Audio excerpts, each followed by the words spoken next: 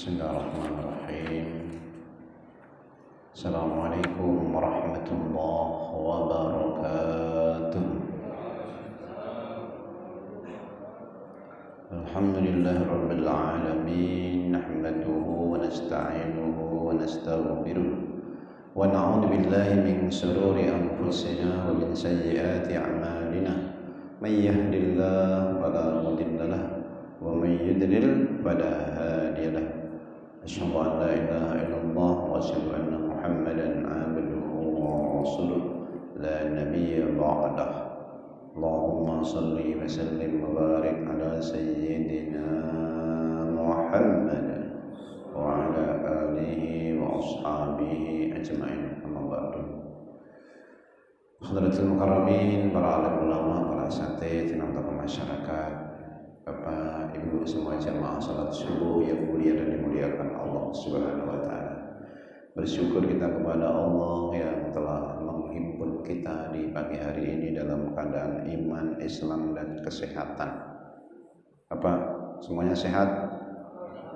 Alhamdulillah. Mudah-mudahan sehat lahirnya dan sehat batinnya. Kalau ada penyakit-penyakit, semoga Allah angkat penyakitnya, yang tampak maupun tidak tampak, yang tersembunyi maupun yang kelihatan, yang kecil maupun yang besar. Salawat dan salam baginda Rasulullah Nabi Muhammad sallallahu alaihi wasallam, Nabi yang sangat mencintai umatnya. Bahkan beliau mendoakan kita di setiap salatnya, Allahumma firli ummati ma qaddamat wa ma akharat, ma a'lanat wa ma asyarat. Ya Allah, ampuni dosanya umatku yang lalu maupun yang akan datang, yang sembunyi-sembunyi maupun yang terang-terangan. Begitu Nabi mencintai kita semuanya. Marilah kita sampaikan salam salawat kerinduan untuk baginda Nabi Muhammad sallallahu alaihi wasallam. Sallallahu ala Muhammad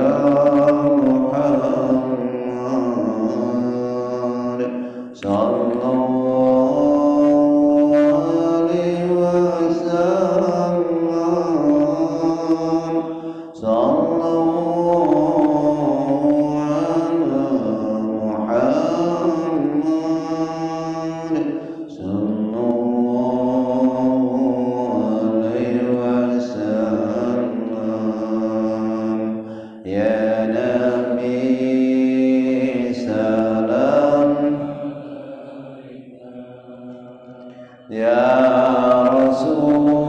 alaihi wasallam.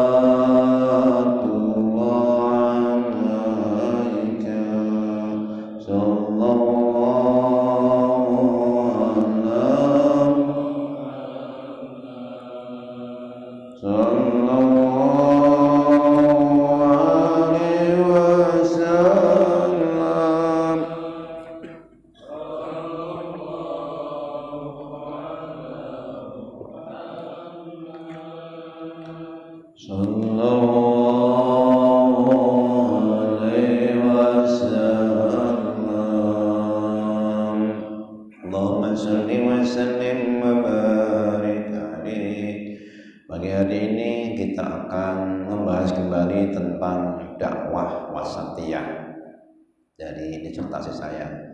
Lanjutkan di mana dari nabi-nabi terdahulu itu yang mengajarkan agama itu dengan ajaran dakwah wasatiyah.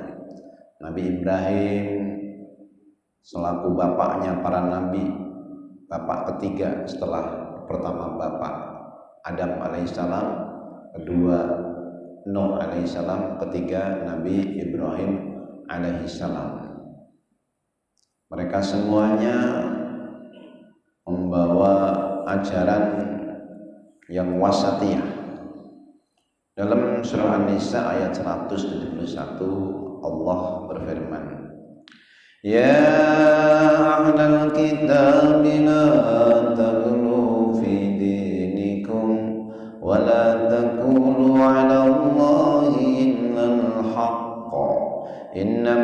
المسيح عيسى بن مريم رسول الله وكلمته ألقاها إلى مريم وروح منه فآمنوا بالله ورسله ولا تقولوا ثلاثة انتهوا خيرا لكم إنما الله إله واحد سبحانه أن يكون له ولد له ما في السماوات وما في الأرض وكفى بالله وكيلا. Wahai ahli kitab, janganlah kalian melampaui batas dalam agama. Di dalam agama ini nggak boleh melampaui batas, baik dalam tauhid, dalam syariah, dalam akhlak. Yang melampaui batas itu mesti keluar dari pakem agama. La taghlu fi dinikum, dicontohkan di ayat langsung, wala taqulu 'alallahi illal haq. Jangan kalian mengatakan terhadap Allah kecuali yang benar. Innamal masihu Isa bin Maryam, namanya Al-Masih, Isa itu putranya Maryam, Rasulullah, utusan Allah, wa kalimatuhu, dan kalimatnya yang diciptakan dengan kun. Ketika dibilang kun, Maryam hamil, dengan kun itulah Maryam hamil tanpa disentuh sama seorang laki-laki. Ya sudah, begitu saja. Itu kalimat Allah yang disampaikan kepada Maryam dengan tiupan ruh darinya, alqaha ila Maryam wa ruhun minhu. Roh dari siapa? Ya dari Allah, ditiupkan. Fa'aminu billah, maka berimanlah kamu kepada Allah wa rusuli, dan para rasulnya. Wala taqulu salasah, jangan kalian mengatakan Tuhan itu tiga. Kenapa? Ya Allah tetap Allah, Isa tetap hambanya walaupun dicipta tanpa bapak. Fantahu, kata Allah, berhentilah, intahu khairal lakum, berhenti dari ucapan mengatakan bahwa Tuhan itu tiga, itu lebih baik buatmu. Innahu ilahu wahid, innamallah ilahu wahid, sesungguhnya Allah itu Tuhan yang esa. Jadi dalam prinsip tauhid akidah itu ada monoteisme, ada politeisme, ada ateisme. Ateisme tanpa Tuhan, politeisme banyak Tuhan. Nah, dalam tauhid wasatiyah ini tengah-tengah, monoteisme, satu Tuhan. Nabi Ibrahim itu mengajak kepada Tuhan yang esa. Subhanahu, ma suci Allah, ayyakuna lahu walad, dari memiliki keturunan, anak, sementara lahu ma fis samawati wal ardh, milik Allah apa yang di langit maupun yang di bumi, cukuplah Allah menjadi pemelihara. Jadi la taglu diambil dari kata gulu. Gulu itu melampaui batas yang dituntut oleh akal sehat ataupun tuntunan agama dalam keyakinan, ucapan maupun perbuatan. Jadi dalam keyakinan, ucapan, perbuatan jangan melampaui batas. Di ayat tadi disebutnya ahli kitab agar tidak melampaui batas kewajaran yang ditetapkan oleh akal, menyeru ahli kitab bahwa agama Islam itu, agama yang dibawa para nabi itu, agama Allah itu yang mengesahkan Allah. Jangan berlebihan menganggap Isa itu anak Tuhan. Isa ya tetap sebagai utusan Allah. Jangan mengatakan Isa adalah Tuhan anak. atau anak Tuhan itu melampaui batas kewajaran, karena sesungguhnya Isa Al-Masih itu putra Maryam. Ia juga manusia sebagai hamba Allah dan utusannya yang diciptakan dengan kalimatnya yang disampaikan kepada Maryam dan dengan tiupan roh darinya. Berimanlah kalian kepada Allah dan utusannya, termasuk Nabi Muhammad sallallahu alaihi wasallam. Ini disebut di sini aminu billahi wa rusulih. Kepada ahli kitab dibilang aminu billahi wa rusulih, imanlah kepada Allah dan rasul-rasulnya. Di antara rasul itu adalah Nabi Muhammad sallallahu alaihi wasallam, nabi yang terakhir. Maka di situ ada kandungan di ayat ini bahwa mereka harus beriman juga sama Nabi Muhammad sallallahu alaihi wasallam. Maka berhentilah dari mengatakan demikian. Tinggalkan ucapan demikian. Tinggalkan keyakinan yang melampaui batas demikian. Kenapa? Yaitu ucapan tidak wasatiyah, bertentangan dengan tauhid. Itu lebih baik buat kalian. Sesungguhnya Allah adalah semata-mata Tuhan yang Maha Esa, tidak mempunyai anak, tiada sekutu baginya.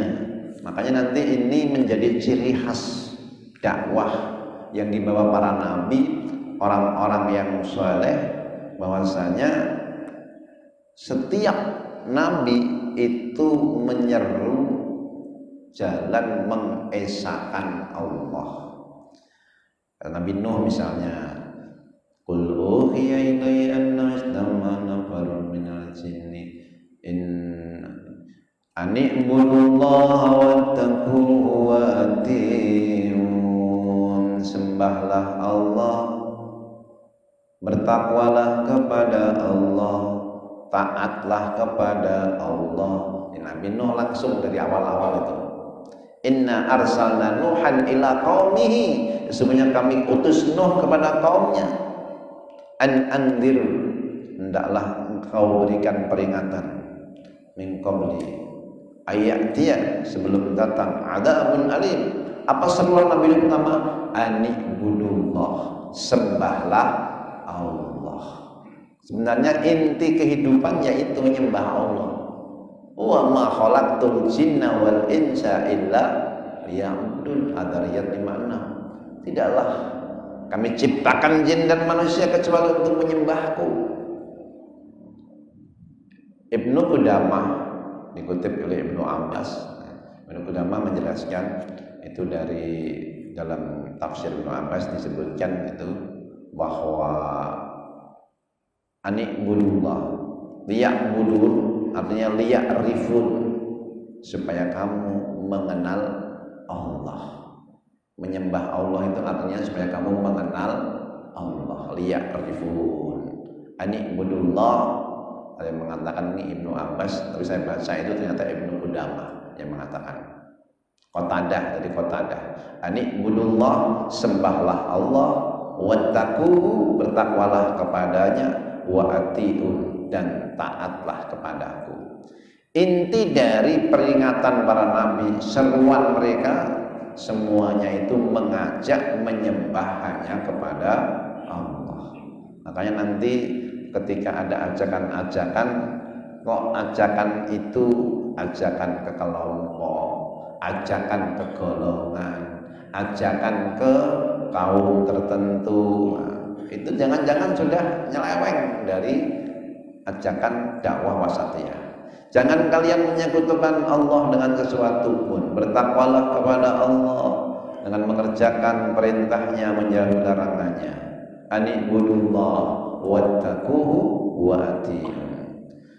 Nabi Yusuf alaihissalam, dia katakan, qul hadhihi sabili ad'u ila Allah ala basiratin ana wa man ittaba'ani wa subhanallahi wa ma ana minal musyrikin. Katakanlah, inilah jalanku, Jalan yang mana? Ad'u ilallah, mengajak ke jalan Allah. Jadi ajakan itu ajakan jalan ke jalan Allah. Ala basiratin, di atas basirah.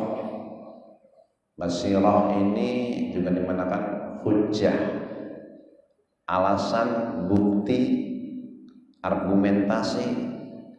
Ana wa manittaba'ani, aku dan orang-orang yang mengikuti jejakku, ikutin jejak Nabi Yusuf.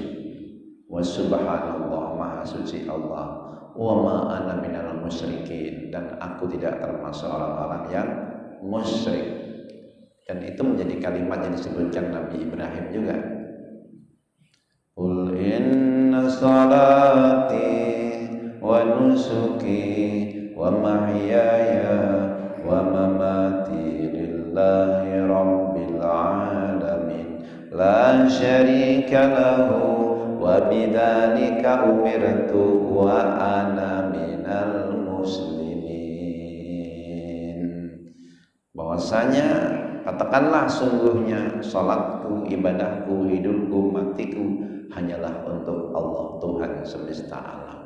Tiada sekutu baginya, la syarika lahu. Wa bidzalika, demikian aku diperintah.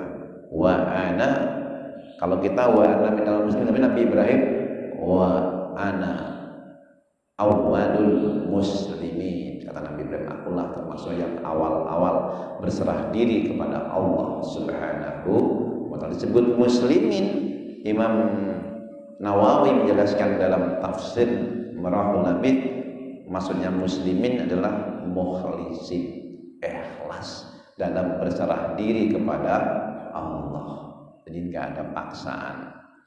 Inilah jalan dakwah wasatiyah, mengajak tauhid, menyembah hanya kepada Allah, bukan ajakan ke banyak Tuhan, bukan ajakan ke kelompok doang, ke golongan doang, ke sekte, ke firqah, ke partai. Bukan. Kalau dakwah wasatiyah itu ajakannya warabbaka fakabbir, dan Tuhanmu agungkanlah. Bukan ajakan ke kelompok, golongan tertentu, menganggap mereka yang paling benar sendiri, bahkan itu melahirkan kesombongan dan penyimpangan sehingga memecah belah agama. Jadi sama-sama muslim malah pecah belah. Itu sudah disinyalir dalam Quran.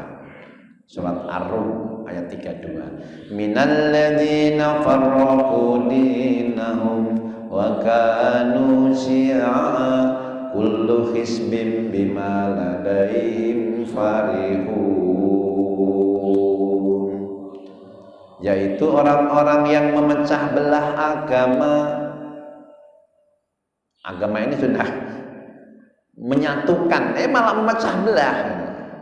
Mereka menjadikan beberapa golongan, tiap golongan merasa bangga dengan golongannya masing-masing. Kemarin sore saya itu dakwah di sebuah masjid. Nah, saya kaki kurang nyaman. Akhirnya ada di antara jamaah itu nunjuk jadi imam. Ada dari jamaah. Sampai-sampai yang sudah mau sholat pulang lagi. Kenapa? Nggak senang sama orang itu. Sampai segitunya. Kenapa? Itu kelompoknya lain. Itu kelompoknya lain. Yo, sebenarnya kalau memenuhi syarat jangan gitu-gitu amat lah gitu. Jadi memecah belah, dia itu ya maunya begini, terus maunya dia, orang lain terus ikut dia nggak mau ikut orang lain. Oh, sampai seperti itu, sampai segininya memecah belah itu. Kalau ajaran cuma ke kelompok, ke golongan, ya seperti itu. Tapi kalau ajaran itu kepada Allah, kita bisa menyatu, sama-sama menyembah pada Allah, mengajak, mengesahkan Allah. Ini udah baris, pulang lagi.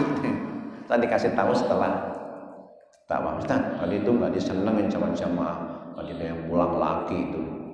Dia maju mau sholat pulang lagi.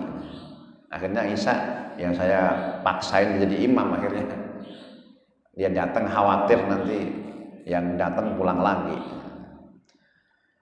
Yang kedua, dakwah satiyah itu memberikan bimbingan hidayah ke jalan yang lurus. Tugas Nabi Muhammad SAW membimbing ke jalan yang lurus. Mungkin ada yang bertanya, bukankah hidayah itu milik Allah? Benar, itu tuh nggak salah. Hidayah itu milik Allah. Tapi hidayah di sini ada dua, hidayah taufik sama hidayah irsyad. Hidayah taufik itu menciptakan kekuatan pada diri manusia untuk taat kepada Allah. Yang ada dalam surat Al-Qasas 56. Tapi ada hidayah yang namanya hidayah irsyad, hidayah bimbingan. Ya ini bisa dilakukan oleh nabi, dai-dai, panjenengan semua. Jadi ada hidayah taufik yang itu hak prerogatif Allah. Kenapa Abu Jahal nggak beriman? Itu masa hak prerogatif Allah. Abu Lahab paman Nabi nggak beriman, prerogatif Allah. Tapi ada hidayah yang modelnya hidayah irsyad. Maka ada orang-orang yang diajak nanti dengan irsyad ini, setelah dapat hidayah irsyad dapat hidayah taufik dari Allah. Nah, dalam hal hidayah memang hak prerogatif Allah, memang banyak kasusnya. Khalid bin Walid itu kayak apa? Dulu memporak-porandakan pasukan Nabi di perang Uhud, tapi akhirnya dapat hidayah. Al-Wahsi itu kayak apa? Dulu membunuh paman Nabi Hamzah, tapi akhirnya mendapatkan hidayah bersyahadat di hadapan Nabi. Dan Nabi ya fair, memang ini sudah masuk Islam, tapi aku nggak mau melihat wajahmu. Kenapa? Setiap melihat dia ingat paman Nabi dulu yang dibunuh oleh dia, jantungnya dimakan oleh Hindun. Yang kemudian hari nanti di Fathu Mekah ternyata Hindun ini juga masuk Islam, dapat hidayah. Nah, dalam hal kehilangan hidayah juga ada kasusnya. Contohnya betapa Sa'labah itu hamamatul masjid, burung merpatinya masjid, pagi siang malam di masjid.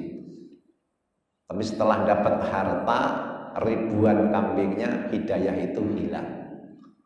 Nah di situ dalam hal hidayah taufik ini memang hak prerogatif Allah. Tapi ada hidayah irsyad, bimbingan yang itu menjadi wilayah Nabi, wilayah kita. Wa kadzalika wahayna ilaika ruham min amrina ma kunta tadri mal kitab walal iman walakin ja'alnahu nuran nahdi bihi man nasha'u min ibadina wa innaka latahdi ila siratin mustaqim. Demikian kami wahyukan kepadamu wahyu Al-Quran dengan perintah kami. Jadi kalau pengen menyebarkan hidayah itu ya memang pakai Al-Quran. Bahkan Nabi Ibrahim pas berdoa di Multazam antara Hajar Aswad dan pintu Ka'bah, itu juga doanya Nabi yang diutus di kemudian hari nanti yang membacakan Al-Quran. Dalam surah Al-Baqarah 129, Rabbana wa ba'as fihim rasulan minhum yatlu alaihim ayatika wa yu'allimuhumul kitab wal hikmata wa yuzakkihim innaka antal azizul hakim. Ya Tuhan kami, utuslah kepada mereka seorang Rasul yang membacakan kitab-Mu. Jadi tugasnya Rasul yang membacakan kitab. Di Multazam Nabi Ibrahim berdoa, di dekat Babus Salam terlahir Nabi Muhammad 200 meter dari situ. Setelah ribuan tahun jaraknya, maka nggak boleh berhenti untuk berdoa. Mungkin ribuan tahun baru terijabah. Seorang rasul yang itu punya tugas yatlu alaihim ayatika, membacakan ayatmu. Wa yu'allimuhumul kitab, mentaklim untuk memahami kitab. Wal hikmah, dan hikmah. Wa yuzakkihim, dan mentazkiyah dari kesyirikan. Maka kata Nabi Muhammad, ana dakwatu Abi Ibrahim. Aku ini jadi nabi berkat doanya ayahku Ibrahim. Nabi Muhammad ngakui. Atas dasar itu pula kita disuruh berselawat dalam salat, selain untuk Nabi Muhammad juga untuk Nabi Ibrahim. Allahumma sholli ala sayyidina Muhammad wa ala ali sayyidina Muhammad kama shallaita ala sayyidina Ibrahim wa ala ali sayyidina Ibrahim wa barik ala sayyidina Muhammad wa ala ali sayyidina Muhammad kama barakta ala sayyidina Ibrahim wa ala ali sayyidina Ibrahim fil alamin innaka Hamidum Majid. Sebagian enggak pakai sayyidina, boleh. Pakai sayyidina boleh, enggak pakai juga boleh. Yang enggak boleh yang enggak sholawat. Itu rukun misalnya. Nah, sholawat ini rukun kepada Nabi Muhammad, kepada Nabi Ibrahim. Kenapa? Haqqan wajiban li Ibrahim li Muhammad. Ini sudah menjadi haknya Nabi Ibrahim untuk Muhammad dan umatnya. Kenapa Nabi Ibrahim sudah mendoakan Nabi Muhammad? Ana dakwatu Abi Ibrahim. Lalu di samping itu Nabi Ibrahim juga menyampaikan salam khusus ketika Nabi Muhammad Mi'raj ke langit. Itu Nabi Ibrahim pesan, sampaikan salamku kepada umatmu.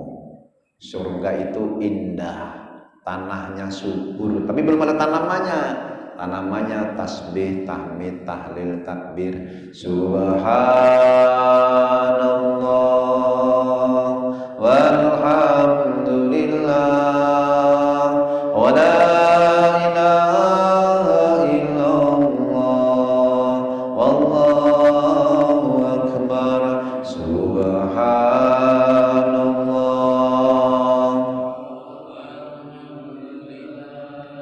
wa la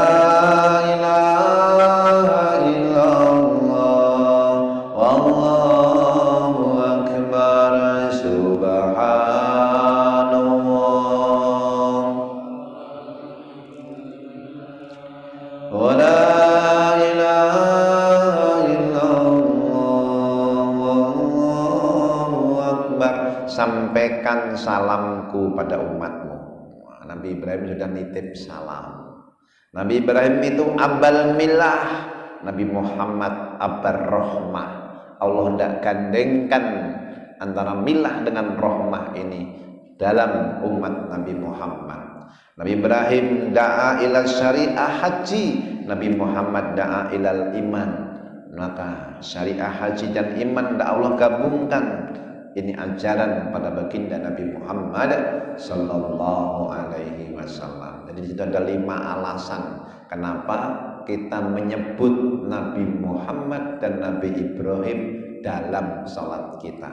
Itu haknya Nabi Ibrahim yang telah mendoakan Muhammad. Kemudian secara khusus Nabi Ibrahim berdoa, Rabbi ja'alli lisana sidqin fil akhirin. Ya Allah, jadikan aku ini buah tutur kata yang baik di kemudian hari nanti. Dan Allah jawab, wa tarakna alaihi fil akhirin.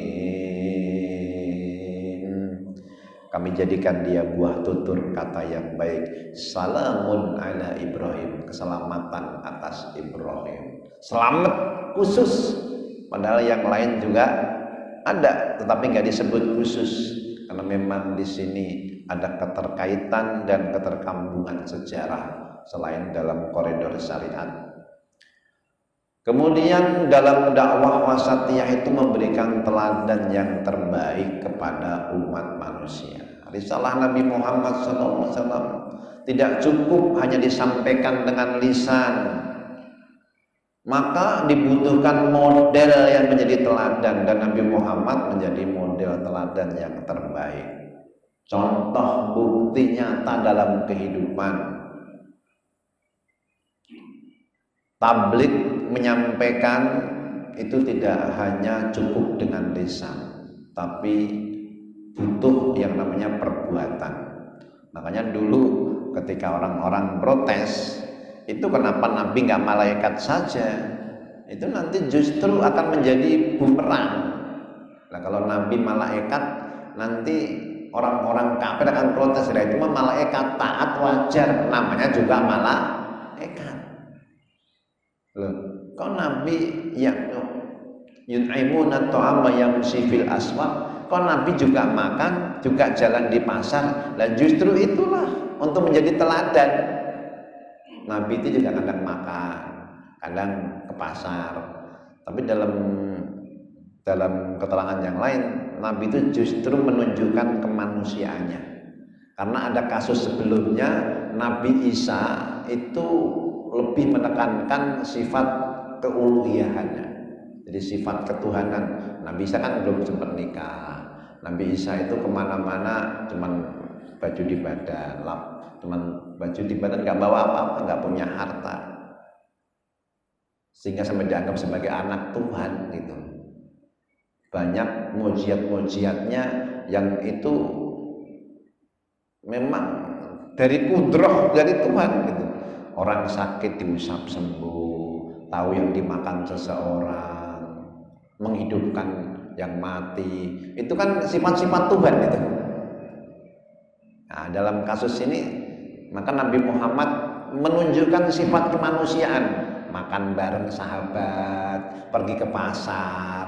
Jangan sampai nanti dianggap Nabi Muhammad itu anak Tuhan. La taghlu fi dinikum, jangan kalian melampaui batas. Sebagian, mohon maaf, tasawuf yang sesat itu menganggap Muhammad itu Tuhan. Nah, itu udah sesat itu.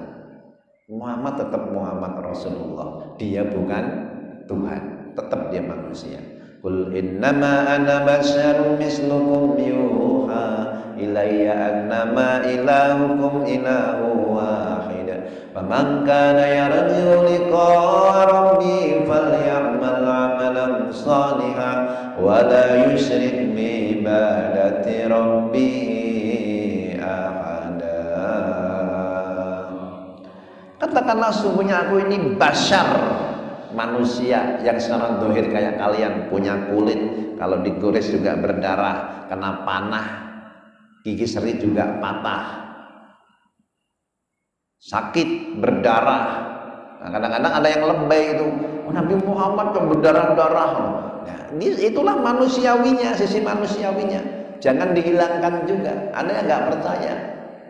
Enggak, memang ya seharusnya begitulah Nabi Muhammad, ya seperti manusia yang beliau dikatakan khusus dalam Al-Quran, innama ana basyar, cuman ada kelebihannya, yuha ilayya, aku dapat wahyu, annama ilahukum ilahu wahid, bahwasanya Tuhanmu Tuhan yang esa. Maka siapa yang pengen ketemu dengan Allah, berjumpa dengan Allah, fal ya'mal amalan sholihah, beramal solehlah, wala yusyrik bi ibadati rabbih ahada, jangan menyekutukan Allah. Bahkan ada sebuah ungkapan, lisanul hal afsahu min lisanil maqal, bahasa perbuatan itu lebih fasih daripada bahasa perkataan. Ada banyak teladan yang dapat jadikan contoh dalam kehidupan. Rasulullah Shallallahu Alaihi Wasallam yang dirujuk dalam ayat-ayat Al-Quran, dalam perjalanan sejarahnya, misalnya dalam Sulhu Hudaybiyah, dalam Fathu Mekah. Jadi Sulhu Hudaybiyah itu kisahnya Nabi Muhammad mengadakan perjalanan pengen umroh, tapi nggak jadi, di tengah jalan dihadang sama orang-orang kafir Mekah. Nah, sungguhnya sebagian sahabat bilang, udah kita perangi aja. Sementara ini nggak bawa senjata lengkap, cuma bawa pedang sama tameng doang, nggak bawa baju besi, nggak bawa. Kita perangin aja. Jangan. Kita kan di sini mau haji, mau umroh. Sudah 6 tahun tertahan. Tapi Nabi Muhammad pilih jalan damai. Udah, kita di Hudaybiyah sini berhenti. Tinggal 20 kilo. Jadi perjalanan 500 kilo dari Mekah, dari Madinah ke Mekah. Sudah tinggal 20 kilo. Sudah 480 kilo. Itu kan sudah mau nyampe Mekah, dihadang sama orang kafir Mekah. Nah, model-model Umar ya, udah kita hajar aja lah, kita perang aja. Nabi Muhammad gak mau. Agama ini agama Islam, bawa perdamaian, bukan pengen perang. Kita pengen ibadah. Terus ya sudah, di sini kita motong hewannya di sini, motong hadiunya, nyukur rambutnya di sini, kemudian gulung tendanya. Nabi Muhammad bilang begitu, nggak ada yang nurut karena mereka maunya ke Mekah. Sampai di Mekah haji, ini masih di Hudaybiyah, masa suruh motong rambut tahallul, nggak mau. Tapi Siti Salamah istri Nabi masuk dalam tenda. Kanjeng Nabi, ini kayaknya umat lagi termangu-mangu, lagi sedih ini deh. Sudah jauh-jauh jalan, pengen ke Mekah malah dihadang begini. Ya sudah, karena mereka nggak mau ngikutin ajakan Nabi, perintah Nabi untuk nyukur rambut, motong hewan, gulung tenda, panjenengan aja sendiri. Nabi akhirnya cukur rambut sendiri, motong hewannya sendiri, gulung tendanya sendiri. Habis itu sahabat semua pada ngikutin, pada motong rambut, pada gulung tenda, pada motong hewannya sendiri. Disitulah dakwah dengan perbuatan itu lebih utama daripada dakwah dengan lisan. Disuruh sahabat malah enggak ini. Tapi ketika Nabi sudah memulai sendiri, beliau gulung tendanya sendiri, beliau potong rambut sendiri, yang lain pada ikut. Toh nanti tahun depan kita bisa di sini bebas kok. Sabar. Jadi Nabi pilih bersabar. Padahal kalau Nabi minta bantuan malaikat itu juga bisa. Tapi yang model begitu nggak bisa ditiru. Nah, kita kadang-kadang dalam urusan dakwah ini harus sabar juga. Dalam dakwah kepada keluarga itu juga harus sabar. Pada anak-anak, kepada istri, itu harus sabar. Mundur 1 langkah untuk menggapai 3 langkah, bahkan 4 langkah. Nanti outputnya, yang penting itu benar, ngasih teladan.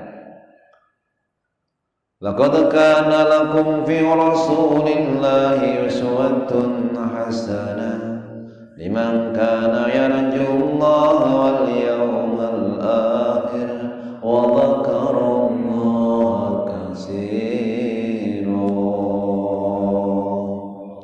Sungguh pada diri Rasulullah itu ada uswah hasanah, teladan yang terbaik buat kalian. Rasulullah jadi teladan yang terbaik bagi kaum muslimin. Liman kana yarjullah, bagi mereka yang mengharap ridho Allah, wal yaumal akhir, dan kehidupan hari akhir. Dilihat dari sisi manapun, beliau pernah menjadi pengembala. Nah, kalau dai-dai itu juga seharusnya pernah belajar jadi pengembala, walaupun beberapa saat.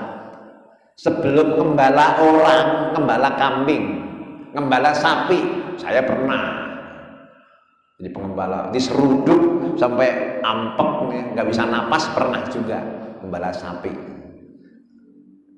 Rasulullah, semua nabi pernah mengembala. Kenapa? Ya sebelum gembala yang berakal, gembala yang tidak berakal. Nanti itu akan menjadi latihan kesabaran. Kemudian beliau juga menjadi pedagang, ahli manajemen yang sukses, memperdagangkan dagangan Khadijah dengan untung yang berlipat ganda. Cara jualnya beliau sebutkan berapa modalnya, lalu silahkan kamu tambahin sendiri berapa untungnya. Jualan begitu ternyata justru sukses, dan Nabi Muhammad membawa kesuksesan yang luar biasa. Ahli manajemen, pemimpin bisnis, entrepreneurship, kepala rumah tangga, beliau penyayang, harmonis. Makanya kalau kita melihat wafatnya Nabi itu kan di pangkuan Aisyah.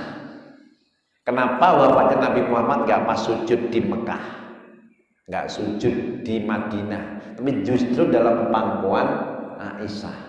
Nah, dalam sebuah sejarah saya baca itu justru itu tidak menunjukkan bahwa Nabi Muhammad menerima wahyu dalam pelukan Jibril, pas wafat dalam dekapan Aisyah. Untuk apa? Memberikan contoh teladan saat yang paling harmonis dalam beragama ini, suami istri yang saling mencintai, itu kalau berpisah itu ya dalam pangkuannya, itu sangat indah. Maka orang yang sudah di ICU, yang sudah di rumah sakit susah napasnya, itu yang dia sebut apa? Pengen pulang, pengen di tengah-tengah keluarga. Maka Nabi pun dalam pangkuan Aisyah. Waktu itu ada giliran istri yang lain, panjenengan terserah panjenengan, aku pilih di rumah Aisyah. Ya Ais, ambilkan siwak. Nah ini nanti menjadi teladan. Ketika istri yang lain sudah mati, Aisyah masih hidup. Nah Nabi itu sebelum wafat minta disiwakin dalam pangkuan Aisyah, bukan dalam ketika sujud. Ya itu baik, mati sujud baik, mati lagi khutbah kayak Yahya Waloni baik, tapi mati dalam pelukan istri itu juga baik. Yang jelek kalau mati dalam pelukan pezina. Halo, ada kan di Tawangmangu, saya diajak berkunjung sama ibu saya. Ini dulu ibunya ini ikut ngaji bareng aku hajinya. Ini yang bapaknya mati, jadi sudah walimatus safar, sudah dikoperin, tinggal seminggu malah ke Tawangmangu. Kalau di sini ya ke puncak gitulah, sama simpanannya kebanyakan dosis, mati berdua sama simpanan. Lah itu jelek. Tapi kalau di pangkuan istri bagus. Di pangkuan istri orang jangan. Jadi bukan hanya yang wafat di atas mimbar, wafat ketika sujud, di pangkuan istri, ditalkin sama anak-anaknya. Maka saya juga berpesan, kalau saya sakit keras deh di rumah aja, nggak usah di rumah sakit sendiri, malah nanti tambah stres. Nah, apalagi udah tambah stres.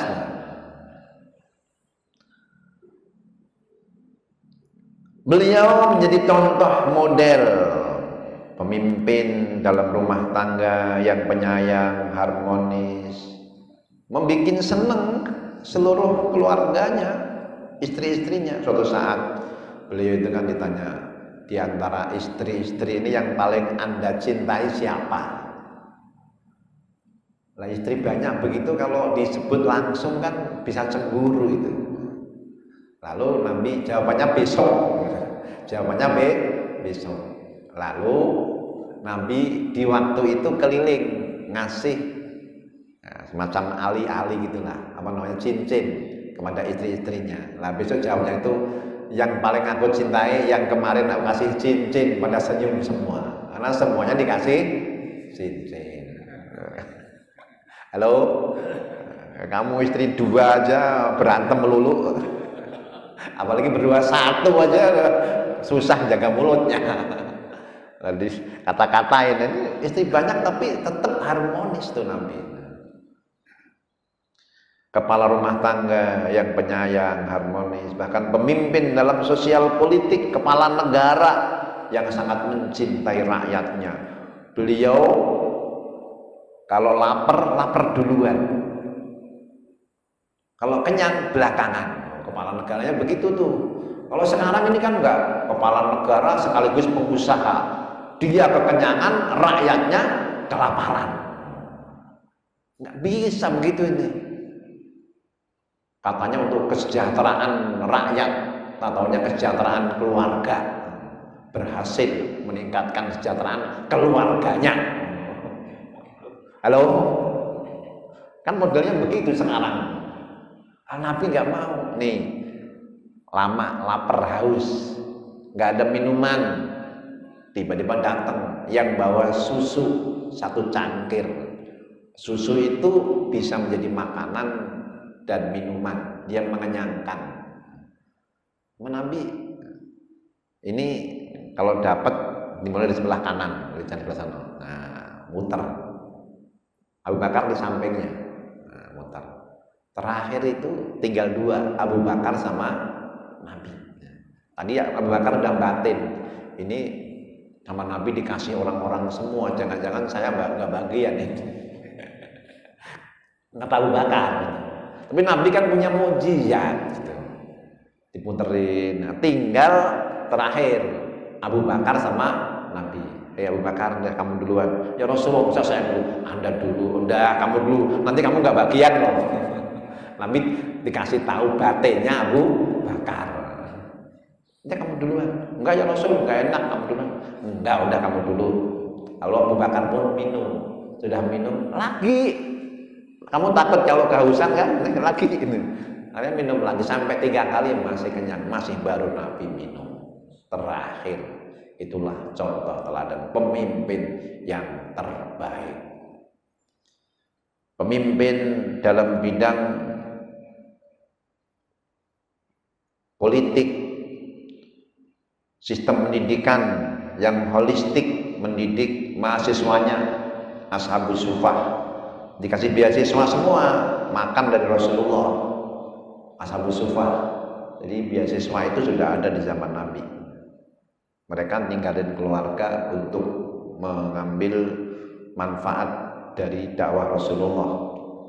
Pemimpin di bidang militer, beliau komandan yang pemberani, yang mau nerima usulan dari bawahannya kalau memang itu lebih baik. Di perang Badar itu Nabi kan hendaknya sebelumnya mau di belakangnya, tapi ada yang usul, ya Rasul, kalau saya punya usul, ini kan ada tempat sumur di depan, kita depan dikit. Nah, nanti kalau kita haus, di sini ada sumur, ada sumur-sumur yang lain yang sebelah sana kita tutup biar musuh nggak bisa minum. Akhirnya Nabi pun menyetujui, dan makanya itu dikasih kemenangan di perang Badar. Selain strategi dari langit, doa, secara zahir kaum muslimin dapat pasokan air, sementara musuh nggak dapat air. Tetap walaupun mengandalkan pertolongan Allah, usaha zahir tetap ada. Itu namanya ikhtiar. Jadi nggak menghilangkan tawakal, harus berbarengan. Orang mau ujian nanti juga tolong sama Allah, sudah tahajud, tahajudnya jalan, belajarnya juga jalan gitu. Apalagi bagi seorang pendakwah, tidak ada contoh yang melebihi kesuksesan Nabi Muhammad SAW. Ringkasnya, beliau teladan dalam semua aspek kehidupan, mengajak manusia dengan penuh kasih sayang. Nah, beliau itu kayak apa? Dalam riwayatnya Anas bin Malik, beliau meriwayatkan ketika Rasulullah SAW lagi duduk-duduk, ini lagi gini nih bersama para sahabat, lagi duduk-duduk begini, tiba-tiba orang Badui datang ke masjid, masuk masjid, lalu orang Badui ini kencing di pojok masjid. Ya wajar dong, sahabat pada marah. Oh, ada yang bawa sendal, bawa sorban, mau mukul orang itu. Lalu Nabi bilang, la tuzrimu da'uhu fataraku. Jangan kalian putuskan kencingnya, biarin aja, biarkan hingga selesai kencingnya. La tuzrimu. Ini memang menjadi kisah yang luar biasa. Orang kencing di masjid kok nggak boleh diganggu. Tapi kalau kita mengambil hikmahnya, kalau saat itu kan masjid itu kan masih pasir. Kalau kencingnya dibiarkan, paling-paling cuma fokus satu tempat. Tapi kalau seandainya diganggu, mungkin malah ngecret kemana-mana. Lah tuh jadi jangan diganggu kencingnya, biar selesai dulu. Nah, setelah selesai, Nabi bersabda, inna hadhil masajid la tasluku li syai'in min hadzal baul wala qadar. Ini masjid tidak boleh dikotori dengan kencing, dengan kotoran. Innama hiya lidzikrillah. Ini untuk berzikir kepada Allah, untuk salat, qiraatil Quran. Fatina bidalwin. Datangkan ember dengan air, fasunnahu alaihi, lalu Nabi siram sendiri. Tolong ambilkan air pakai ember, Nabi siram sendiri. Udah selesai. Jadi solutif, menyelesaikan masalah tanpa masalah. Apa itu? Nabi pegadaian. Nabi menyelesaikan masalah tanpa masalah. Ini selesai kan? Coba kalau dipukul tambah masalah. Udah orang baduinya nggak dapat hidayah, udah orang baduinya marah-marah mungkin, terus kencingnya kemana-mana. Tapi sama Nabi, janganlah tuzrimu da'uhu, jangan kalian putuskan, biarin. Lalu Nabi pun mengatakan, ambilkan aku seember air, fatina bidalwin min ma'in fasunna wala bisiram. Udah selesai, menyelesaikan masalah tanpa masalah. Itulah contoh teladan. Lalu Nabi pun bilang, innama bu'istum muyassirin wala mu'assirin. Kalian ini diutus membawa kemudahan, bukan membawa kesusahan. Memudahkan orang, jangan nyusahin orang. Jangan kayak yang modelnya terjadi ini. Kalau bisa dibikin susah, ngapain dibikin mudah? Salah. Pemerintah ini kalau mau begitu disenengin rakyatnya. Misalnya nih, kenapa harus diperpanjang SIM itu setiap 5 tahun? Udah bikin SIM sekali jadi, udah buat seumur hidup. Enak. Nah, tapi kan kalau nanti orangnya itu punya kesehatan loh. Orang itu kalau memang matanya nggak bisa melihat, mesti juga akan berhenti sendiri nyupirnya. Halo, bilang aja buat pemasukan. Kalau pemasukan bisa transfer, bisa dibikin mudah. Kita aja yang bikin susah. Bisa dibikin mudah. Belokan. Saya malah kagum di Cina itu. Kalau bikin puteran, itu 4 mobil bisa langsung muter. Kita satu-satu, bikin susah. Puteran mobil satu-satu. Kalau 4 mobil langsung nggak macet. Hal-hal kecil kayak gini kenapa nggak bisa gitu? Lihat tuh di Cina, berjalan 4 mobil muter bareng. Nah ini 1.500, 1.000, 2.000. Kelamaan. Padahal bisa dibikin mudah. Agama ini bikin mudah. Sama ya soal SIM, STNK apa semua itu. Kalau bisa bikin, pokoknya bikin mudah, mesti Allah senangi, rakyatnya makmur. Insya Allah. Dulu kayak KTP kan tiap tahun 5 tahun. Sekarang udah seumur hidup. Bikin aja mudah. Habis kasnya ini negara kosong. Kas negara kosong itu gimana caranya? Wong kami pajak juga bayar pajak. Sementara hasil tambang juga banyak, semua punya. Lah kok kosong buat apa? itu buat bangun. Nah kalau bangun harus ngutang ya nggak usah bangun. Bangun dipaksain sampai sekarang, bus masih rugi, pemasukannya aja nggak cukup buat operasional. Nah, model-model begitu hidup pengen kelihatan wah, tapi nggak ada modal. Gayanya setinggi langit, modalnya cuma serendah tumit. Bisa jadi status. Ini yang terjadi. Nah, Islam nggak mengajarkan begitu. Ya apa adanya aja. Pengen jadi bangsa maju, tapi kalau harus cuman penampilan doang buat apa? Pengen kelihatan maju di IKN, itu kereta bisnya nyewa, sekarang dibalikin triliunan nyewa. Ya Allah, pengen kelihatan pendidikannya tinggi tapi ijazahnya palsu. Nggak bener lah, nggak usah lah, SMA bilang SMA aja, enak kan itu. Hidup apa adanya itu enak. Tapi kalau pengen kelihatan, wah itu nggak enak.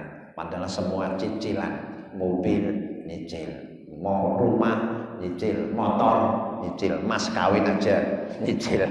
Ya salam. Kok jadi kemana-mana ini? Enggak, ini diutus untuk memberi kemudahan, bukan untuk menyusahkan. Ini prinsip. Ya terhadap keluarga, anak semua juga begitu. Ini waktunya jam berapa itu?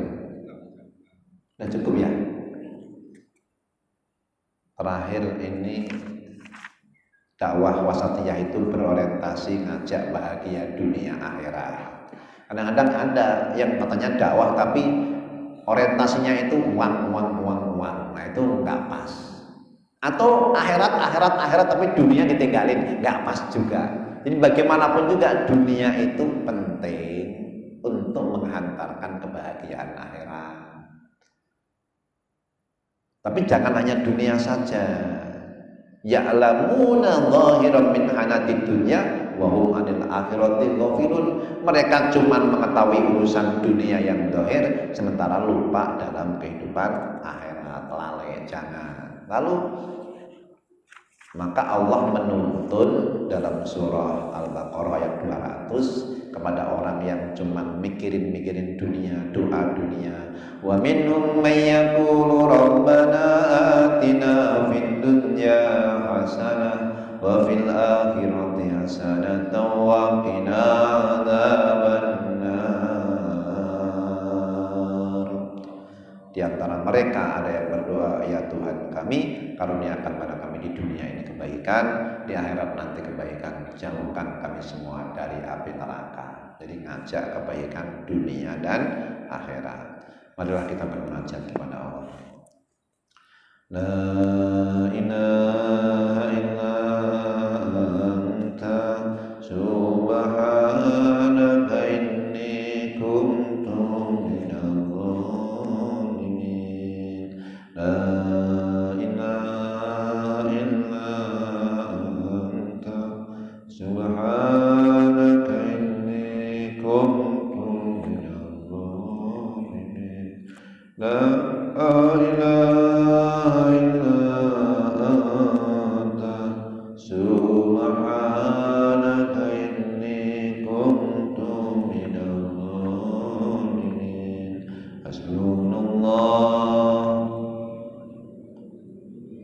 ni'mal maula ni'mal nasir. Hasbunallah wa ni'mal wakil, ni'mal maula wa ni'mal nasir. Hasbunallah wa ni'mal wakil, ni'mal maula wa ni'mal nasir. La haula wa la quwwata illa billahil aliyyil azim. A'udzubillahi minasyaitonir rajim. Bismillahirrahmanirrahim. Alhamdulillahirabbil alamin. Allahumma shalli ala sayyidina Muhammad wa ala alihi wa sahbihi ajmain. Allahumma inna na'udzubika wa syukrika wa husni ibadatik. Ya Allah, tolonglah kami supaya kami menjadi hamba yang senantiasa berzikir kepadamu, selalu bersyukur kepadamu. Rabbana atina fid dunya hasanah wa fil akhirati hasanah wa qina adzabannar. Rabbana ighfir lana wa li walidina warhamhum kama rabbayana shighara. Rabbana hab lana min ladunka dzurriyyatan thayyibah min dzurriyyatina dzurriyyatan thayyibah ya arhamar rahimin ya arhamar rahimin ya arhamar rahimin. Allahumma arham ummat sayyidina Muhammad, Allahumma aslih ummat sayyidina Muhammad, menjibur ummat sayyidina Muhammad. Allahumma faris ummat sayyidina Muhammad, Allahumma bil ummat sayyidina Muhammad. Subhanaka rabbil izzati amma yasifun wa salamun alal mursalin walhamdulillahi rabbil alamin. Assalamualaikum warahmatullahi wabarakatuh.